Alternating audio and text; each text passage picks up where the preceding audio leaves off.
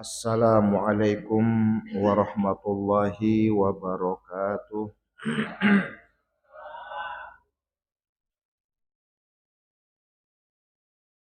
Bismillahirrahmanirrahim. Alhamdulillahi rabbil alamin.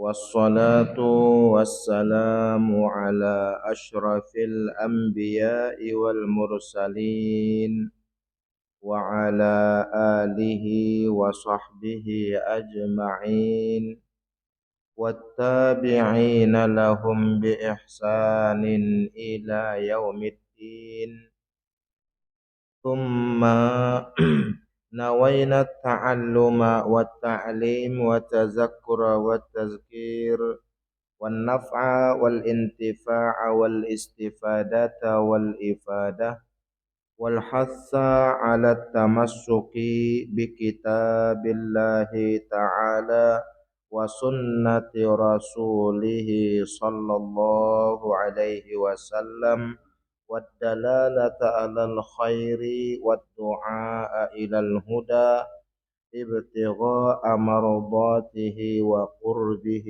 وثوابه سبحانه وتعالى آمين اللهم آمين. أما بعد فقد قال الشيخ الشارح الشيخ محمد نواوي البنتاني رحمه الله تعالى ونفعنا به وبعلومه في الدارين آمين إلى أن قال Bismillahirrahmanirrahim. Dengan nama Allah yang Maha Pengasih lagi Maha Penyayang. Ini Bismillah yang kita baca ini adalah Bismillahnya matan, yaitu Bismillahnya pengarang kitab Bidayatul Hidayah, yaitu Al-Imam Al-Ghazali rahimahullahu ta'ala. Sebelumnya syarih kita rahimahullahu ta'ala menjelaskan kepada kita tentang kitab yang disusun oleh syarih, yang katanya kitab yang disusun ini adalah syarahnya, syarah dari kitab Bidayatul Hidayah yang nama syarahnya adalah Maraqiyal Ubudiyah, yang namanya Maraqiyal Ubudiyah. Ini yang dijelaskan oleh syarih kita sebelumnya tentang isi dari kandungan kitab yang dibacanya, yang ditulisnya atau yang dikarang. Kemudian setelah itu barulah syarih ini mulai mensyarahkan kitab Bidayatul Hidayahnya. Dia mulai masuk mensyarahkan atau menjelaskan kitab Bidayatul Hidayah ini. Mensyarahkan kitab ya Bidayatul Hidayah ini. Dia mulai masuk di sini. Maka oleh karena itu syarih kita mengulangi, seakan-akan di sini kita lihat mengulangi. Yang mana di awalnya pertama kali kita memulai kitab ini ada Bismillah. Lalu kemudian di tengah kita lihat ada Bismillah lagi. Nah, Bismillah yang di tengah ini itu Bismillah yang didatangkan oleh matan. Seperti yang di sebelah kiri ini kan matannya ini. Di luar kotak ada Bismillah di atas kan. Di luar kotak sebelah kanan maksud saya. Di luar kotak sebelah kanan itu paling atas ada Bismillah. Sebelah kanan. Di luar kotak pinggir sebelah kanan. Paling atas tuh. Ada Bismillahirrahmanirrahim. Nah, Bismillahirrahmanirrahim ini itu yang ada di tengah ini. Nah, jadi dipindahkan syarih dari yang pinggir, dipindahkan ke tengah untuk dia jelaskan. Itu dia. Untuk dia jelaskan. Jadi makanya di sini diulangi lagi bismillahnya. Bismillahirrahmanirrahim. Nah, itu perkataan matan. Itu bismillahnya matan. Sekarang mulai pengarang pensyarah kitab kita ini mulai menjelaskan. Apa itu? Katanya kalimatul basmalati. Adapun kalimat bismillah arba'atun ialah 4 kalimat, yaitu bismi 1, Allah 1, Ar-Rahman 1 kalimat, Ar-Rahim 1 kalimat. Jadi semuanya itu 4 kalimat. Bismillahi ar-Rahmani ar-Rahimi, 4 kalimat. Jadi itu kata syarih kita, kalimat basmalah adalah 4 kalimat. Nah, kalau begitu setelah dijelaskannya 4 kalimat, maka kata syarih kita, fafiha, maka di dalam 4 kalimat itu, atau di dalam kalimat basmalah itu, isyaratun, mengandung isyarat. Nah, mengandung isyarat. Apa kira-kira isyaratnya itu? Ila i'anatillahi ta'ala. Isyarat kepada pertolongan Allah Ta'ala. Di dalam 4 kalimat itu katanya, itu mengandung isyarat di dalamnya. Isyarat apa? Isyarat pertolongannya Allah Subhanahu wa Ta'ala. Pertolongan Allah Subhanahu wa Ta'ala kepada siapa? Katanya, ila ibadihil muslimin. Pertolongannya Allah, ila Allah Ta'ala itu ibadahul muslimin, akan hamba-hambanya yang Islam.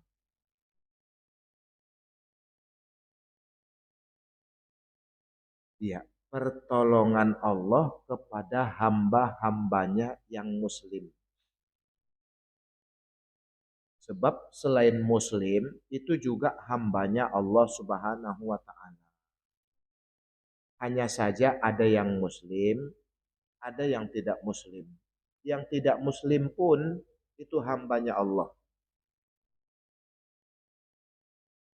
Nah, di sini disebutkan pertolongannya Allah itu kepada hamba-hambanya yang muslim. Pertolongan untuk apa? Dijelaskannya lagi, alas syaitani, atas syaitan. Pertolongan Allah untuk hamba-hambanya yang muslim atas gangguan kejahatan syaitan. Ini isyarat yang terkandung di dalam 4 kalimat tadi adalah pertolongannya Allah kepada hamba-hambanya Allah yang muslim supaya terselamat dari gangguan godaan syaitan. Yang muslim aja yang diberikan pertolongan. Nah ini. Emang kenapa setan ini? Setan ini adalah musuh yang nyata untuk hambanya Allah Subhanahu wa ta'ala. Musuh yang nyata. Musuh yang sebenarnya adalah setan. Maka dikatakan fa'innahu, maka sesungguhnya setan itu qala, pernah berkata kepada Allah Subhanahu wa ta'ala. Setan itu pernah berkata, pernah ngucapin. Apa kata setan? La'atiyannahum. Ini kata setan. Lam di sini lam taukid yang maknanya sungguh-sungguh. Gak ada ragunya lagi. Sungguh-sungguh gak ada ragu-ragunya. Apa kata setan? La'atiyannahum. Sungguh kata setan, aku akan datangi mereka. Mereka siapa? Mereka hamba-hamba Allah yang muslim. Akan didatangi oleh setan itu. Didatangin dari mana dia? Min baina aidihim. Akan didatangi setan dari hadapan mereka. Dia datang dari hadapan, wa min khalfihim, dan juga bukan dari hadapan, min khalfihim, dari belakang juga dia datang. Bukan dari belakang, bukan dari depan, bukan dari belakang. Wa an aimanihim. Dan juga dia akan datang dari sisi kanan. Dari sisi kanan mereka, mereka hamba-hamba Allah yang muslim. Wa an syama'ilihim. Dan juga dari sisi mereka hamba-hamba Allah yang muslim. Maknanya di sini syaitan mengatakan akan mendatangi hamba-hamba Allah yang muslim. Maknanya yang beriman kepada Allah Subhanahu wa ta'ala dari semua sisi. Baik dari sisi hadapan atau belakang, sisi kanan atau kiri. Maknanya sisi hadapan atau kanan ini dari sisi kebaikan. Dia akan datang kepada hamba-hamba Allah itu dari sisi kebaikan. Dan juga akan datang kepada hamba-hamba Allah itu dari sisi keburukan. Dari sisi kebaikan dia akan tergelincirkan hambanya Allah ini dari jalan kebaikan supaya jauh daripada Allah Subhanahu wa ta'ala. Seperti ada dihikayatkan bahwa ada seorang hamba, ini dari contoh sisi kebaikan. Ada seorang hamba Allah Subhanahu wa ta'ala yang senantiasa menjaga sholat. Menjaga sholat berjamaah. Mengikuti generasi setelah Rasulullah, yaitu sahabat Nabi yang mereka semua tidak pernah ninggalin sholat berjamaah. Sahabat-sahabat Nabi tidak pernah ninggalin sholat berjamaah.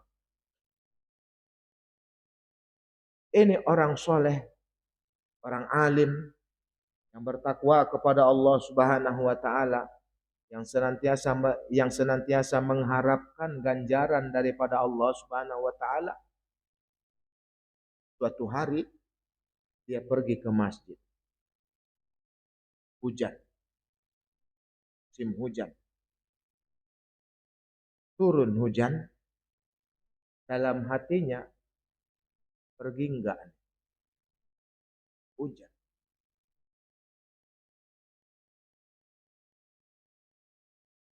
Datang bisikan dari dalam hati, kayaknya kan enggak apa-apa, ini kan hujan. Coba kalau enggak hujan, oke. usah dulu pergi, ini hujan. Dia menangkan keinginan yang baik itu, dia tinggalkan. Kenapa? Rasanya tidak sempurna ini sholat kalau di rumah. Ini hujannya aja bisa dilewatin kok cuman gerimis-gerimis. Dia lewat pergi. Setengah perjalanan dia tergelincir jatuh. Basah badan bajunya. Dia mundur ke belakang. Pulang ke rumah ganti baju. Pergi lagi.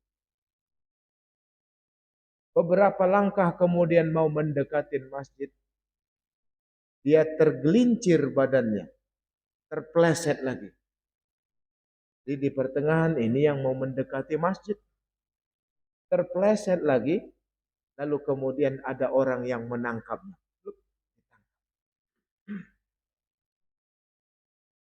Setelah ditangkap, ini heran deh. Ini siapa ini orang? Saya nggak kenal. Ini orang di orang kampung ini enggak ini. Ini bukan orang kampung sini, saya nggak kenal. Lalu kemudian orang yang menampung ini kata yang tergelincir orang alim ini, siapa kamu? Katanya kamu nggak perlu tahu saya siapa. Silahkan segera masuk ke masjid. Segera masuk ke masjid untuk sholat. Lalu kamu kenapa suruh saya ke masjid? Kamu nggak ikut ke masjid? Ah, sayalah setan itu. Saya setan yang menjadi mengubah wujud jadi manusia. Saya setan itu. Tahu nggak kamu tadi? Kamu saya halangi pergi ke masjid untuk tidak sholat berjamaah. Karena kalau kamu sholat berjamaah, dosa orang kampung ini dihapus oleh Allah Subhanahu Wa Taala. Dosa-dosa kecil orang di kampung ini diampuni Allah Subhanahu Wa Taala sebab kamu sholat di masjid berjamaah.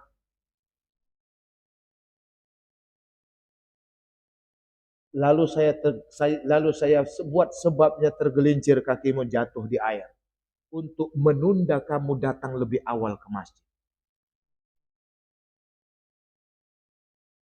Menunda kamu datang lebih awal ke masjid. Tadi pun berangkat dari rumah, saya buat gangguan untuk menunda waktumu supaya tidak cepat dan nyampe masjid. Ini gangguan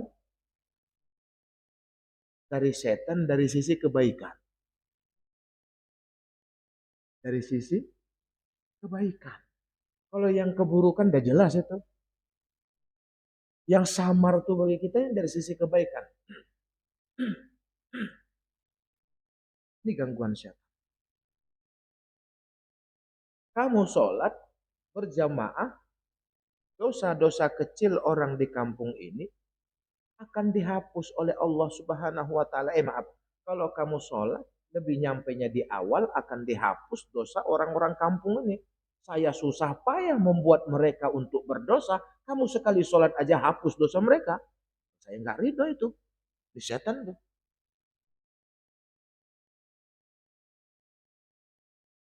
Kamu Allahu Akbar.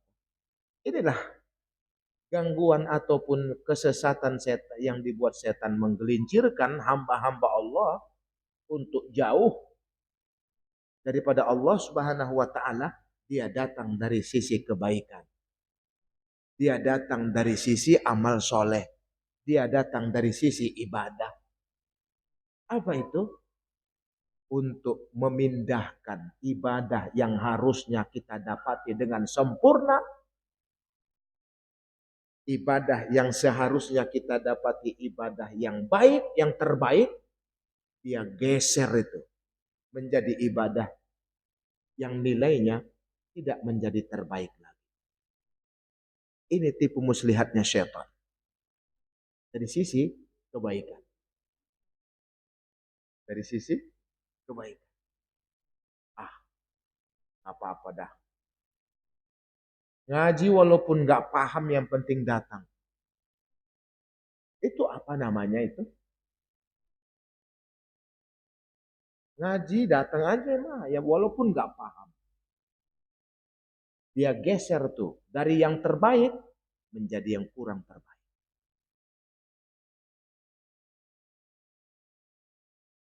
Gak apa-apa, gak usah qobliyah, gak usah ba'diyah, yang penting mah sholat fardu. Dia geser itu. Dia datang dari sisi ibadah. Orang-orang soleh tidak, dia berpegang teguh, dia keras dalam hal yang seperti ini. Dia jaga. Orang-orang alim enggak. Dia keras terhadap yang seperti ini.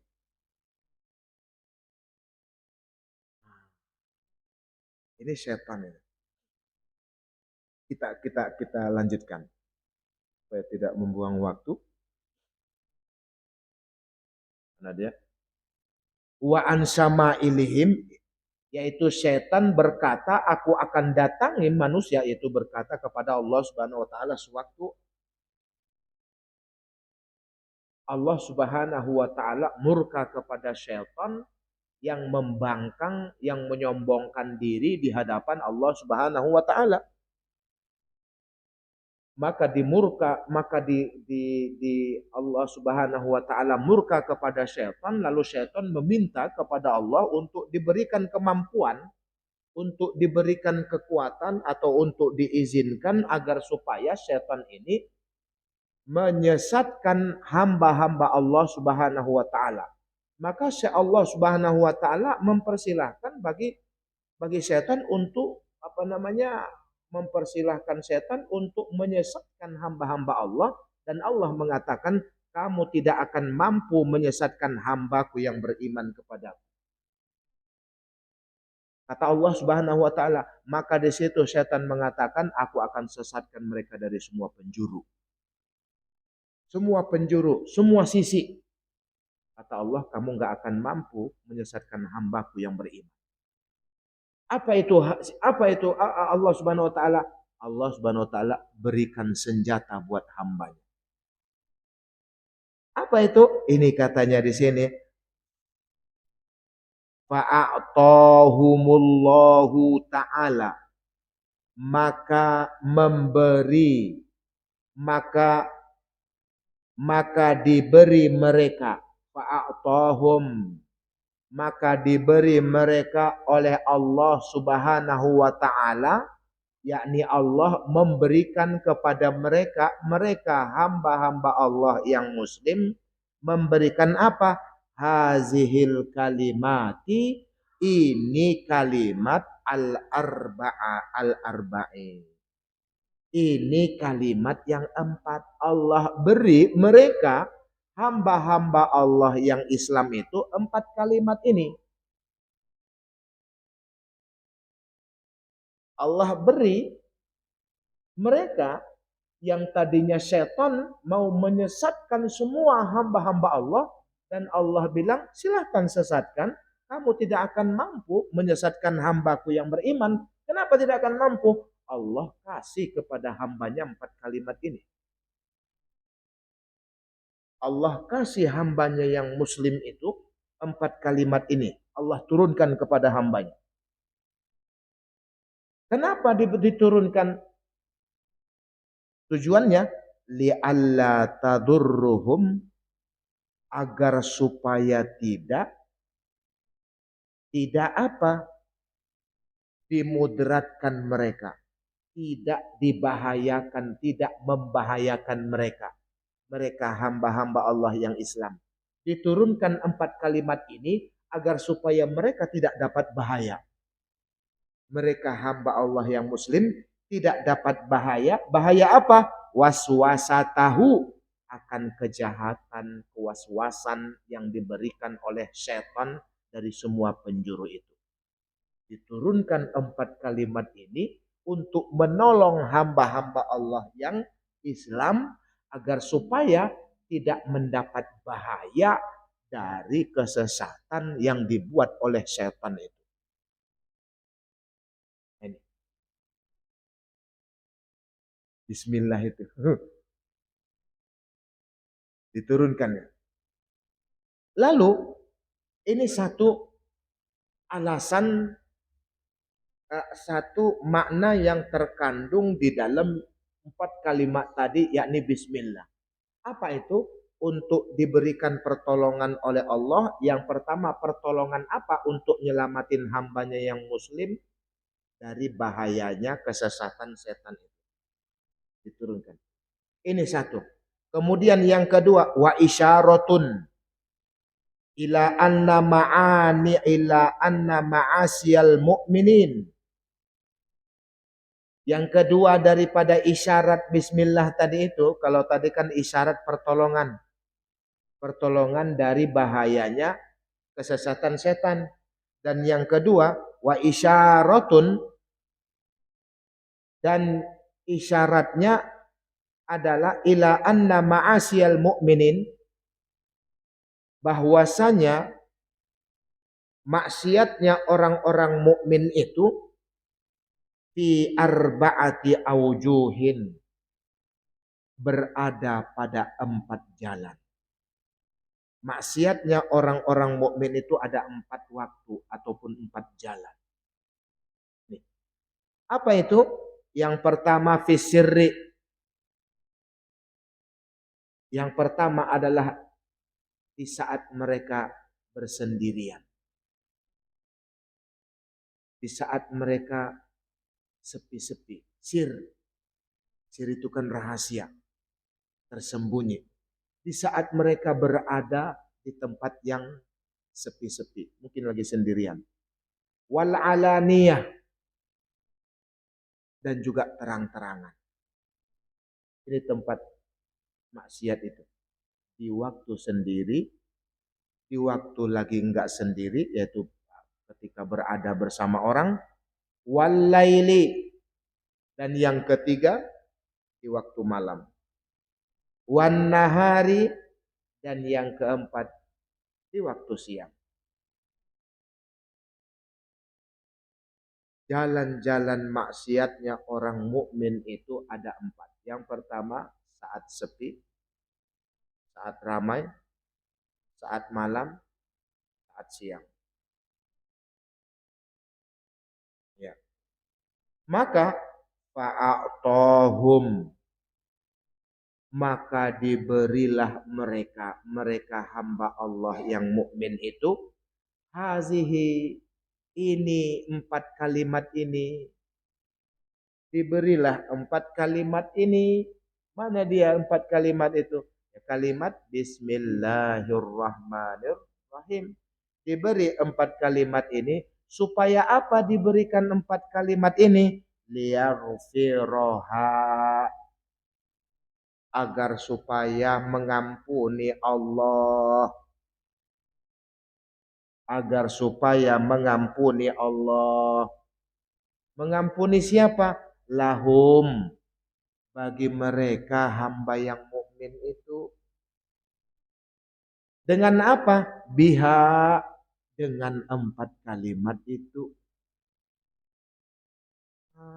Supaya Allah ampuni hambanya dengan sebab diturunkan 4 kalimat ini untuk hambanya yang beriman.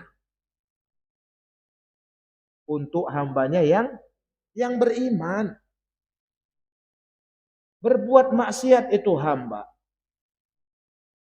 Entah di malam hari, entah di siang hari, entah saat dia sendiri, entah saat ada orang. Dia berbuat maksiat, berbuat perbuatan yang menyebabkan dia berdosa.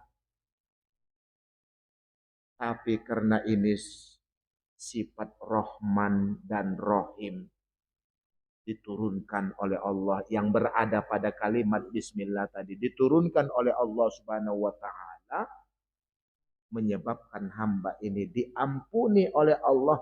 Jika hamba ini memohon ampun kepada Allah, Allah ampuni. Allah ampuni. Salam. Allah enggak murka. Allah ampuni. Kenapa Allah ampuni? Sebesar apapun dosa yang dilakukan oleh hamba itu, selama itu dosa bukan syirik, kalau hamba itu minta ampun, Allah langsung ampun. Sebesar apapun dosa itu.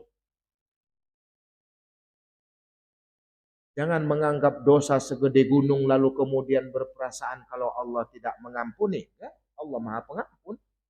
Allah mempunyai sifat Rahman dan Rahim. Dan itu diberikan kepada hambanya.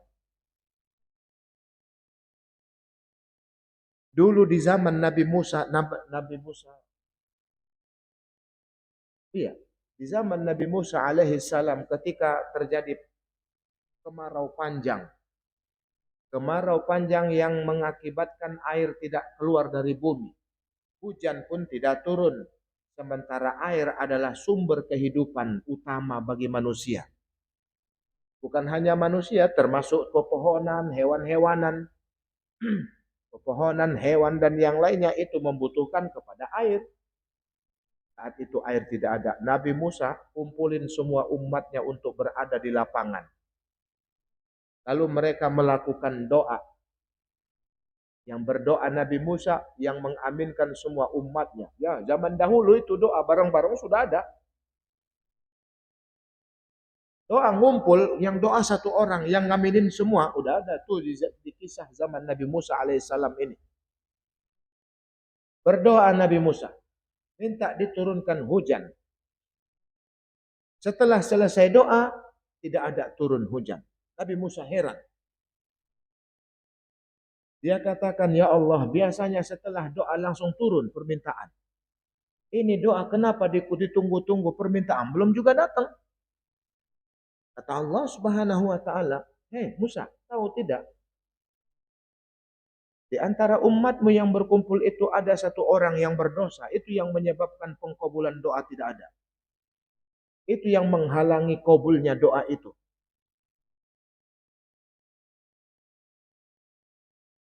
Itu yang menghalangi kabulnya doa. Apa? Dosa itu. Ada yang berdosa di situ. Dosa dia itu yang menghalangi kabulnya doa turun.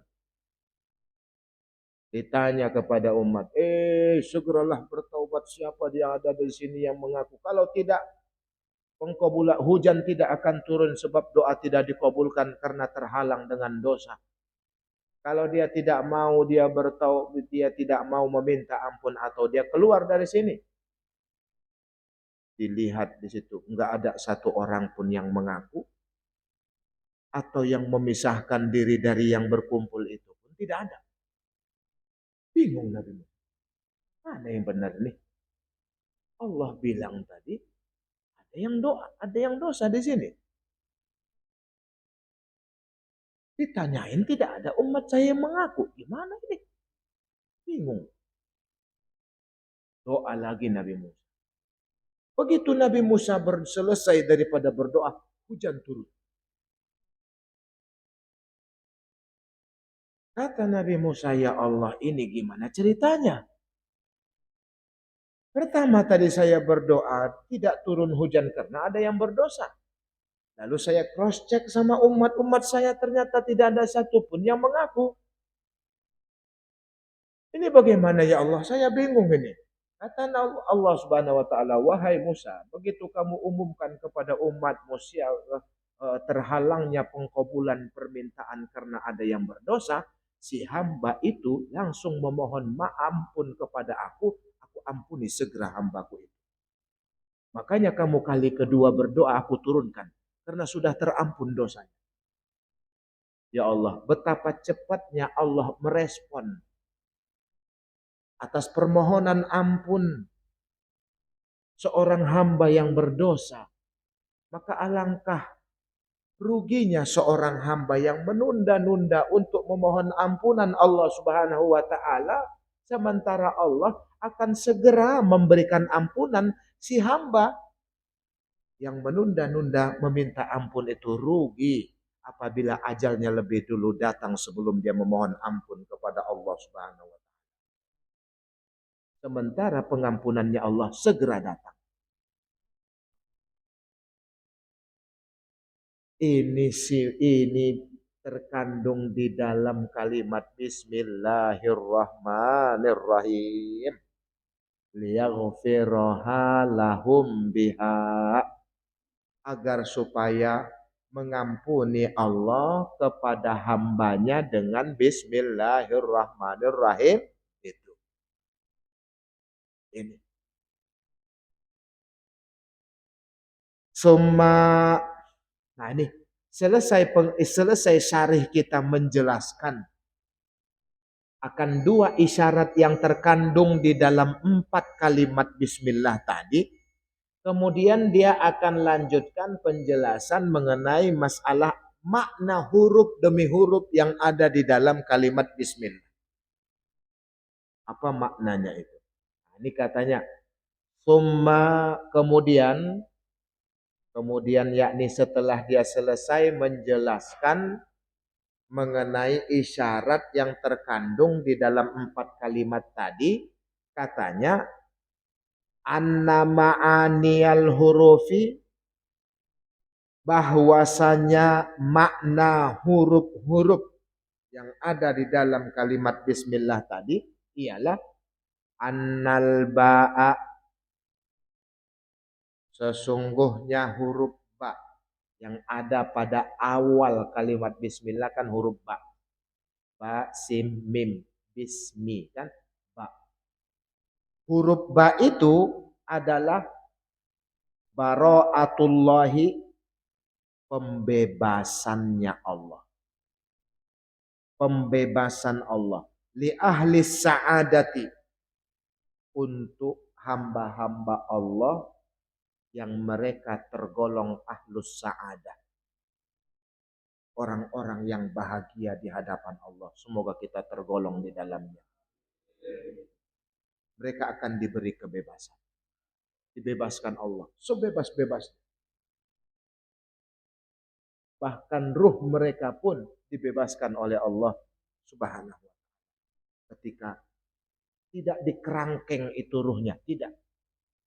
Begitu wafat, terpisah ruh dari jasad, ruh ini tidak dikerangkeng. Bebas. Karena dia termasuk golongan ahlus sa'adah. Wasin, dan huruf sin yang ada setelah ba pada kalimat bismillah ialah sitrullah. Sitrullah, penutupnya Allah. Sesuatu yang buruk supaya tidak terlihat itu ditutupin. Itu namanya sitr. Ya. Sesuatu yang paling mewah supaya tidak mudah dilihat oleh orang, maka benda yang mewah ini pun perlu ditutupin. Nah, penutup itu dinamakan sitr. Ya. Ini sitrullah, penutup Allah. Sitrullah, penutup Allah itu ala ahlil juhalati, untuk hamba-hamba Allah yang jahil. Jahil di sini maksudnya dia menuntut ilmu. Tetapi kan tidak semua orang yang menuntut ilmu itu cerdas. Tidak dong. Tidak semua orang yang menuntut ilmu itu cerdas. Tidak. Ada yang cerdas, ada yang kurang. Yang kurang itu disebut jahil. Yang enggak menuntut ilmu sama sekali jahil murakkab namanya. Kan jahil lagi murakkab namanya. Nah ini sitrullah ini diberikan kepada hamba Allah yang jahil, yang dia menuntut ilmu, tetapi kemampuannya dia untuk menjadi cerdas itu tidak seperti mereka-mereka yang cerdas. Maka kekurangan-kekurangan hamba di dalam ibadah, kekurangan-kekurangan hamba ini di dalam pengabdiannya kepada Allah Subhanahu wa taala, Allah tutupi. Allah tutupin. Kenapa? Lah dia kan menuntut ilmu, memang kapasitas kecerdasan dia diberikan Allah mah segitu. Gak bisa dipaksain. Diberikan segitu, dia mah menuntut ilmu. Maknanya apa? Maknanya adalah, hei yang menuntut ilmu, jangan khawatir. Sekalipun tidak cerdas, Allah tidak sia-siakan. Karena kamu menuntut ilmu. Yang tidak menuntut ilmu, nah itu yang bahaya. Itu yang bahaya. Wasitrullahi ala ahlil juhala. Wal mim, dan mim yang ada pada kalimat bismi. Mim yang ada pada kalimat bismillah itu mahabbatuhu. cintanya Allah. Kepada siapa? Li ahlil islami. Kepada hamba-hambanya Allah yang muslim. Allah cinta sama hambanya yang muslim. Cinta dia. Wal alifu dan alif. Al-fatuhu adalah perhatian Allah Subhanahu wa taala. Perhatian Allah Subhanahu wa taala kepada hamba-hambanya. Perhatian Allah. Wallamu dan huruf lam, latafatuhu, kelembutannya Allah kepada hamba-hambanya. Nah, kalau kagak lembut selesai nih kita. Dosa dikit turun azab kan bahaya. Habis semua. Dosa dikit hilang tangan, contoh. Dosa dikit hilang mata. Lah habis lama-lama. Enggak, Allah lembut sama hambanya. Sangat lembut kepada hambanya. Bukankah ditawarkan kepada Allah Subhanahu wa taala suatu hari gunung, langit, lautan, ini makhluk yang paling gede dari semua makhluk. Langit, gunung, lautan. Ada lagi makhluk yang lebih gede dari yang tiga ini? Ada enggak? Enggak ada makhluk ya, selain malaikat ya. Tidak ada makhluk yang lebih gede dari yang ini. Ini protes sama manusia. Makhluk-makhluk yang tiga yang gede ini, dia protes sama manusia. Kata langit, ya Allah, biarkan aku lepas dari tempat aku bergantung ini. Biarkan aku lepas, biar aku hantam semua manusia di bumi. Karena mereka makan nikmatmu, tapi mereka tidak mau bersyukur sama kamu. Gunung pun bilang, ya Allah, biarkan aku lepas dari bumi ini untuk aku hantam semua manusia ini. Mereka nikmati nikmatmu, tetapi mereka lupa sama kamu. Lautan pun begitu. Ya Allah, biarkan aku hantam semua manusia ini, aku tenggelamkan. Karena mereka tidak menaatimu. Apa kata Allah? Kata Allah, biarin, itu hambaku. Aku yang ciptai mereka. Kalau kamu yang ciptai mereka, pasti kamu akan sayang sama mereka. Begitulah aku. Sayang aku sama hambaku ini. Aku tidak hukum dia langsung. Aku biarkan. Aku tunggu kapan dia sadar. Aku tunggu kapan dia insaf. Kalau dia datang, aku rangkul dia. Kalau dia sadar, dia mengeluh kepadaku, aku minta, aku kasih langsung. Aku tunggu waktu itu. Kapan hambaku itu datang? Aku akan rangkul dia. Inilah lembutnya Allah kepada hambanya.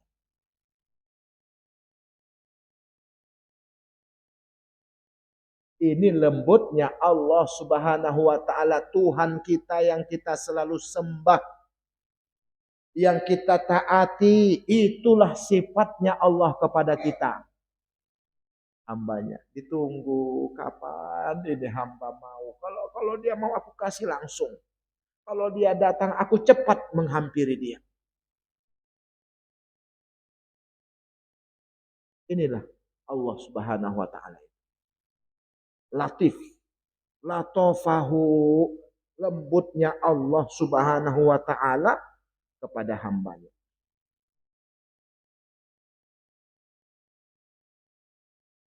Walha'u, dan huruf ha yang ada pada kalimat bismillah, maknanya adalah hidayatuhu, hidayahnya Allah, petunjuknya Allah kepada hambanya. Selalu diberikan petunjuk oleh Allah Subhanahu wa taala kepada hambanya. Warra, dan huruf ra yang ada pada kalimat bismillahirrahmanirrahim yang terletak pada kalimat ar-Rahman dan ar-Rahim. Apa maknanya? Ridwanuhu, ridhonya Allah ala sabiqin, atas hamba-hamba Allah yang mereka digolongkan as-sabiqin. Siapa mereka as-sabiqin? Mereka para sahabat-sahabat Nabi yang disebutkan dalam Al-Quran. Radiyallahum wa radu'an anhu. Ada kan dalam Al-Quran disebutkan? Radiyallahu anhum wa radu'an anhu. Mereka ridho kepada Allah, Allah pun ridho kepada mereka. Mereka lah sahabat Nabi. Makanya kita nyebut nama sahabat Nabi radhiyallahu anhu. Ya, kita sebut sahabat kalau kita baca hadis itu selalu radhiyallahu anhu, radhiyallahu anhu. Karena itu mereka as-sabiqin, orang-orang yang disebutkan di dalam Al-Quran itu, yaitu para sahabat Nabi, orang-orang pertama kali yang menganut agama Islam di zaman itu, mereka ridho kepada Allah, Allah pun ridho kepada mereka. Maka disebutlah dia radhiyallahu anhu. Jadi maknanya adalah ridho Allah atas mereka as-sabiqin wa taibin. Dan juga ridho Allah tercurah kepada hamba-hamba Allah yang bertaubat kepada Allah Subhanahu wa ta'ala. Allah ridho sama hambanya yang bertaubat. Wal ha dan huruf ha. Alimuhu adalah sifat santunnya Allah Subhanahu wa ta'ala. Santun kepada siapa? Alal muznibina. Kepada hambanya yang berdosa. Ya Allah. Hamba berdosa Allah sikapi dengan sikap santun. Karena dia yang punya hamba. Dia sikapi dengan sikap santun, tidak kasar. Orang Allah sebut dengan panggilan kepada hambanya yang berdosa di dalam Al-Quran itu apa? Dengan panggilan hamba. Ya ibadiyallazina asrafu ala anfusihim. Allah panggil hambanya. Wahai hamba-hambaku yang melampaui batas. Kamu sudah melampaui batas sebagai seorang hamba dalam berbuat dosa. Disebut wahai hambaku. Manusia melanggar sesuatu. Kesalahan yang dia buat kecil, tapi balasannya segede gunung. Itu manusia kalau manusia. Nah, kalau Allah lembut. Wahai hambaku yang berdosa, kamu sudah melampaui batas. Lembutnya, santunnya Allah. Wal mim dan huruf mim. Minnatuhu alal mu'minin. Perhatian Allah kepada hamba-hambanya yang beriman. Wan nunu dan huruf nun. Nun yang pada Ar-Rahman. Nun, apa maknanya nun? Nurul ma'rifati. Adalah cahaya ma'rifat. Fit dunya, di dunia. Nun itu yang ada pada kalimat Ar-Rahman, maknanya adalah nurul ma'rifah. Cahaya ma'rifat. Cahaya ma'rifat, nur mengenal Allah Subhanahu wa ta'ala di dunia. Mengenal Allah Subhanahu wa ta'ala di dunia. Bagaimana mengenal Allah Subhanahu wa ta'ala? Mengkaji sifatnya Allah Subhanahu wa ta'ala. Ada berapa sifatnya Allah? Ada 41. Bukan 20 doang. 20 sifat. Sifat apa namanya? Sifat yang wajib bagi siapa? Yang wajib bagi Allah. Ini perlu dibenahin kata-katanya. Sifat yang wajib bagi Allah. Salat yang wajib bagi kita ada berapa? 5 waktu wajib bagi kita. Siapa yang mewajibin? Allah. 20 sifat yang wajib bagi. Nah, ini yang perlu dibenahin. Siapa yang wajibin? Siapa? Ayo. Siapa yang ngewajibin itu kepada Allah? Emang ada kewajiban Allah? Kalau ada kewajiban Allah, berarti ada yang ngewajibin. Ini yang perlu dibenahi. Sifat yang wajib bagi Allah ada 20. Iya, ada 20 sifat. Itu perlu dibenahin apa? Yang kita benahin. Sifat yang wajib kita yakini ada pada Allah itu 20 sifat. Itu yang benar.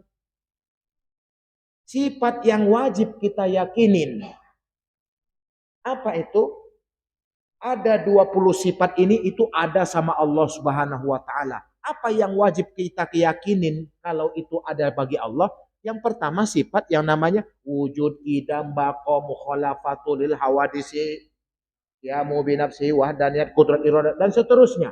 Itu sifat kita wajib yakin kalau itu ada sama Allah Subhanahu wa taala. Bukan sifat yang wajib bagi Allah, seakan-akan ada yang mewajibkan kalau itu mesti ditunaikan oleh Allah Subhanahu wa taala. Enggak ada yang mewajibkan Allah Subhanahu wa taala. Karena Allah itu adalah Allah. Enggak ada Allah yang satu, enggak ada Allah yang dua. Ya, itu perlu dibenahin itu. Ya. Apa itu? Berarti kita yang mempunyai kewajiban untuk meyakini seyakin-yakinnya tanpa ada ragu kalau 20 sifat ini ada sama Allah. Itu satu.